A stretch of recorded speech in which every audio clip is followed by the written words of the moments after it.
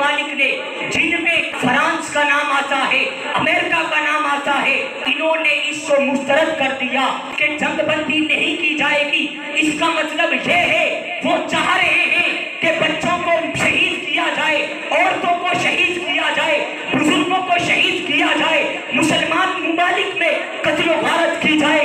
ارے جو نادان انسانی حقوق کے پاسدار بنتے ہیں انہوں نے دین اسلام نہیں پڑھا۔ در حقیقت انسانی حقوق کی پاسداری صحیح معنوں میں دین اسلام کرتا ہے اور خدا کا قرآن کرتا ہے۔